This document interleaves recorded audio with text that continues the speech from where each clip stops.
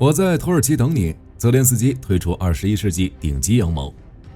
面对停火协议，普京根本没得选。乌军无人机摧毁俄军苏梅指挥所，俄军伤亡持续增加，近6000名军官阵亡。印巴停火有核国家之间的克制。乌军战力大提升，海马斯与爱国者获得新弹药。渡鸦出击，英国援乌新防空系统。美国战略转移，欧洲需做好准备。无畏之论2025，北约11国举办大型军援。精彩内容马上开始。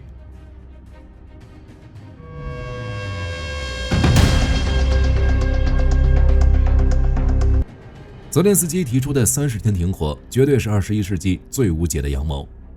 5月10日，乌克兰、英国、法国以及波兰发表声明，要求俄罗斯接受从5月12日开始无条件停火30天的提议。如果俄罗斯不接受，将对其实施联合制裁，并进一步加大对乌军援。特朗普也同意了这个提案，并呼吁乌俄双方实施30天无条件停火。从本质上来说，这就是顶级阳谋，普京根本没有选择。关于乌克兰的提议，如果俄罗斯不同意，欧洲与特朗普都不会愿意。接下来就是新一轮对乌军援以及更多的制裁。俄罗斯也浪费了脱离困境的最后希望。如果俄罗斯同意停火，那么自愿联盟的下一步就是向乌克兰部署维和部队，以保证乌克兰的安全。一定程度上来说，当欧洲部队出现在乌克兰，俄罗斯的结果就只有一个：和谈。占领乌东4州根本不可能。对此，俄罗斯也没得选，于是普京提出了一个新选择：无条件开始谈判，并提议5月15日在土耳其伊斯坦布尔与乌克兰举行直接会谈。但30天停火是一点都不提。很明显，俄罗斯这样做是想要掌握主动权，提出的谈判协议也很离谱。普京提出俄罗斯与乌克兰根据2022年初的伊斯坦布尔议定书恢复双边谈判，这基本就是一份投降文件，内容包括乌克兰完全放弃加入北约，禁止乌克兰加入任何军事联盟，对乌克兰士兵的人数、导弹射程也有限制，相当于俄罗斯既要保留占领的土地，还希望乌克兰投降。普京的操作跟之前一样，想要通过一份乌克兰与欧洲都不可能同意的协议来继续战争。但现在已经与特朗普刚上任时不同，对于俄罗斯的操作，泽连斯基又出招了，而且是赤裸裸的阳谋，把姿态放低，矛头直指普京。回复相当直接，希望俄罗斯自5月12日起实施全面且持久的停火，并宣布他将于5月15日亲自在土耳其等待普京，进行可能的和平谈判。即使莫斯科不同意5月12日的停火提议，泽连斯基也会前往土耳其。简单来说，就是一句话：风里雨里，我在土耳其等你。选择权又回到了普京手里，是否选择30天停火之后前往土耳其谈判，还是不管不顾直接前往土耳其？但问题在于，无论是欧洲还是美国都在强调一件事：在进行谈判之前必须先停火。马克龙表示，俄罗斯领导人正在寻找出路，并且仍想拖延时间。只要炸弹还在落下，就不可能进行真正的谈判，必须先停火，然后再和谈。德国总理默茨表示，如果俄罗斯愿意谈判，这是一个好兆头，但在谈判开始之前必须先停火。特朗普的呼吁也是乌俄立即停火，而不是先谈判再停火。就结果来看，俄罗斯的套路已经行不通了。普京面前只有2条路：第一，立即进行30天的停火，之后前往土耳其谈判，随后欧洲维和部队入驻乌克兰；第二，坚持不停火。在这种情况下，普京是否前往土耳其都无所谓，因为结果都是谈判不会顺利进行。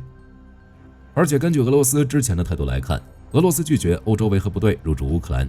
克里姆林宫发言人佩斯科夫更是表示，我们不允许北约的军事基础设施离我们的边界那么近。从这点来看，普京大概率不会选择进行30天的停火，而是继续作战。那么需要面对的就是美欧的新一轮制裁以及更强的乌军部队。前线方向的战况也证明了这一点。尽管呼吁停火，但俄罗斯依旧无动于衷。根据乌克兰政府5月12日报道的消息，在过去24小时内，俄罗斯的袭击造成乌克兰至少22人受伤。乌克兰空军报告称，在5月12日夜间，俄罗斯108架攻击无人机和诱饵无人机向乌克兰发动袭击。乌克兰防空系统拦截了55架攻击无人机，30架诱饵无人机被干扰，没有造成破坏。但欧德萨州、尼古拉耶夫、顿涅茨克和日托米尔州都受到了不同程度的影响。此外，乌克兰铁路公司证实，在5月12日，一架俄罗斯无人机袭击了顿涅茨克州的一列民用货运列车，弹片炸伤了机车司机。就战场情况来看，普京依旧坚持在没有无条件停火的谈判下进行谈判。那么接下来就好办了，因为俄罗斯拒绝英法德等国在5月10日要求的停火，英国已经为俄罗斯准备了新的制裁。美国早在3月份就提出了一个法案，如果俄罗斯一直不同意停火，那就对其展开新制裁，比如谁购买俄罗斯的石油，就对这个国家征收500%的关税。对于俄罗斯来说，最严重的问题就是特朗普的转变。特朗普之前的和平计划对俄罗斯有利，但俄罗斯还想要更多，不断戏弄特朗普。当特朗普意识到俄罗斯是和平的障碍，那么后续可能就很不一样了。各位觉得，如果特朗普加大对俄罗斯的制裁，普京会同意停火吗？前线的作战依旧在持续，苏梅方向乌军第5边防警卫分队的无人机部队对俄军进行了一系列精确打击。根据官方报告，无人机成功摧毁了敌人的防空洞、掩体、弹药库和通信设备。已确认的目标包括俄罗斯无人机发射和控制场、迫击炮阵地、运输车辆和人力集中地。哈尔科夫方向，俄军最近对沃夫昌斯克方向的袭击次数从每日袭击1到2次增加到最多5次。库皮扬斯克方向，俄军正在陆续接收较旧的增援部队，但战力堪忧。这些部队的攻击能力较弱，后勤问题也很严重。西维尔斯克方向，俄军已经积累了大量摩托车，用于在比洛格里夫卡附近的袭击，并频繁使用光纤无人机。红军村的战况依旧很激烈，俄军目前正集中精力摧毁乌军后方的基础设施以及侦察和通信设备，以促进俄罗斯未来的推进。克里米亚方向，俄军已经开始加强该地区的防空。自2024年以来，乌军已经摧毁了俄军大量的防空系统以及黑海舰队的其他设施，但对于俄军而言，克里米亚具有象征意义，也是重要的后勤基地。加上俄军一直从克里米亚发射无人机，必须加强该地区的防空能力。乌克兰海军发言人德米特罗·普列滕丘克在国家电视台的广播中表示，俄军在克里米亚的防空密度要远高于俄罗斯其他地区。不过俄罗斯的防空系统有限，加上制裁和微电子产品的短缺，俄军补充防空损失的能力有限，想要弥补克里米亚的防空系统，就只能削弱其他地区。根据目前的情况来看，远东地区就是那个冤大头。根据防务快报的报道，远东的 S300 和 S400 防空系统已经被假人取代，只能说日本的机会来了。北方四岛正处于空虚状态。在过去几天内，乌军频繁使用无人机摧毁俄军剩余不多的装甲力量。乌军第225独立营发现一处停放俄军车辆的所在地，用自杀式无人机和炮击摧毁俄军 T72、BMP 等重型装备。乌军第413独立无人机作战团摧毁俄军 TOS-2 多管火箭炮。在乌东地区，隶属乌军第65机步旅的攻击无人机连浪人摧毁俄军山猫举 M3 防空系统。在整个4月份，乌克兰陆军阿喀琉斯第429团更是摧毁了俄军1967个目标，包括装甲车、电子战系统、后勤资产等。俄军似乎已经意识到自己无法应对乌军无人机的打击，已经更换了战术，将重点转移至打击乌军无人机操作员。毕竟无论将什么技术整合到现代战争中，没有什么可以替代人的因素。而在当前的乌俄战争，乌军几乎完全依赖无人机，对俄军后勤与阵地进行精确打击，因此俄军开始将无人机机组人员作为新目标。至于具体战线，双方并没有发生太大的改变，但俄军的伤亡却一直在提升。根据专业机构和俄罗斯消息人士证实，至少有5969名俄罗斯军官在乌克兰阵亡。在过去1周内，更是新增了48人。专业机构和媒体根据报告、坟墓、纪念碑匾等数据证实了这一数据。这5969名俄罗斯军官中，包括3名中将、7名少将，高级军官阵亡人数达到了1010人，包括少校、中校、上校和将军。因为只统计有证据的人数，实际阵亡军官人数肯定会更高。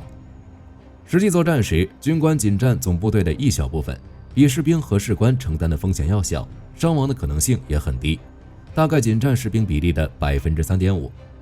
按照这个数字计算，俄罗斯士兵的总阵亡人数大概已经超过20万人，总伤亡人数估计在70万至90万人之间。而根据乌克兰总参谋部公布的数据，俄军总伤亡已经超过95万人。就火力军来说，持续飙高的伤亡人数，一直毫无进展的战线，加上俄罗斯强硬的态度，普京这是想要掩盖俄军能力的局限性，转移过去2年内毫无进展的事实，从而恐吓乌克兰投降。只是普京的想法根本无法实现。对俄罗斯而言，最好的选择就是现在停火，准备和谈，避免自身的经济再次遭受重创。乌俄战场之外，美英德对乌实施新一轮援助。除了援乌资金外，美国还批准了德国方面的要求，将超过200枚弹药转移给乌克兰，其中包括125枚火箭炮弹药以及100枚爱国者防空导弹。《纽约时报》已经证实了这件事。根据美国的要求，那些购买美制武器的国家，如果想要把武器转移给其他人，还需要美国政府的批准。德国也是如此。这次批准援乌武器，正值伊朗准备向俄罗斯交付其法塔赫360之际。爱国者导弹可以有效加强乌军的防空能力。至于火箭炮弹药，大概率是 M31， 德国唯一服役的火箭炮就是 M270。但没有 ITAMS， 答案是什么已经一目了然。接下来的一段时间，乌军在80公里内的精确打击能力将获得大幅加强。几天之前，乌军使用海马斯击毁了俄军部署在库尔斯克的 KN-09， 之后类似的消息会更多。另一边，英国最近揭秘已经援乌的防空系统拦截率高达70%，该防空系统为杜鸦，由英国皇家空军空天作战中心与国防企业合作研发，仅用了4个月便开发完成。就性能来看，英国其实就是超级猫 HMT600 底盘，搭配短程的先进短程空对空飞弹。首批杜鸦于2023年春季抵达乌克兰，自部署以来已经发射超过400枚导弹，在拦截俄军见证者136等目标时，拦截效率达到了70%。目前，英国已经向乌克兰交付8套杜鸦，还有5套正在英国本土整备，准备移交给乌克兰。为操作这款系统，还有40名乌军士兵前往英国接受培训。在返回本土后，这些士兵将担任教官，训练其他士兵使用杜鸦防空系统。在援乌方面，德国总理默茨表示，在他的领导下，未来有关武器交付、口径、武器系统等问题的争论将不再受到公众关注。根据路透社的报道，这可以实现战略模糊性，从而防止俄罗斯获得任何战略优势。针对外界认为德国已经援乌金牛座导弹的猜测，默茨没有证实或否认。就火力军而言，德国这是准备给俄罗斯上强度了。保持战略模糊性，就是不让俄罗斯发现乌克兰攻击克赤大桥的时间。印巴停火再添变数，用水争端并未解决。印巴的停火，其实火力军并不意外，或者说这才是现代战争应该有的样子。4月底对峙到5月初的激战，再到现在急速降温，2周多的时间其实已经很长了。双方都是有核国家，克制是必然的。对于印度来说，自己体量比巴基斯坦更大，在这次冲突中，虽然空军有些失利，被打掉几架战机，但不会伤筋动骨。对于巴基斯坦来说，虽然空军占据优势，但是其国力远不如印度，不如见好就收。于是，在5月10日，印巴达成全面停火协议，双方停止所有陆海空射击和军事行动。宣布停火后，巴基斯坦民航局立即发布公告，宣布巴基斯坦全面恢复领空开放，全国所有机场和各类型航班均恢复正常运营。看起来一切都已结束，但实际并非如此。停火几个小时之后，印控克什米尔地区就传来爆炸声。巴基斯坦官员透露，印巴边境地区依然有小规模冲突。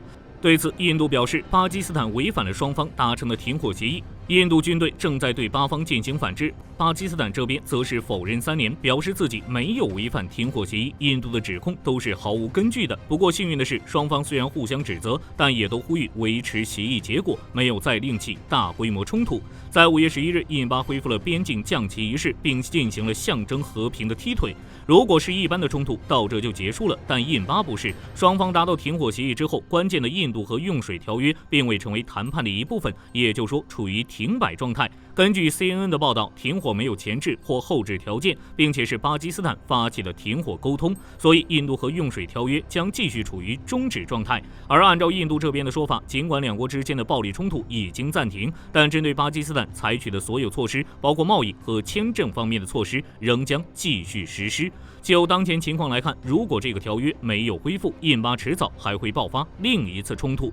印度和用水条约管理印度河水的水资源共享，是支持巴基斯坦和印度北部数亿人生计的重要资源。该条约是1960年在世界银行的牵头下达成，谈判时间长达9年。内容规定，印度河及其支流水资源的使用权，巴基斯坦是主要获益方。在4月23日，印度宣布暂停履行印度核用水条约。在过去的冲突中，印度虽然威胁说要断水，但实际并没有暂停执行这一条约，只是现在情况就不一样了。印度总理莫迪之前就宣传，从现在开始，印度的水资源将只为印度利益服务，为印度而准备，为印度发展所用。这番发言虽然没有直接提及巴基斯坦，但指向性很强。如果印巴之后没能就用水问题达成协议，冲突终将不可避免。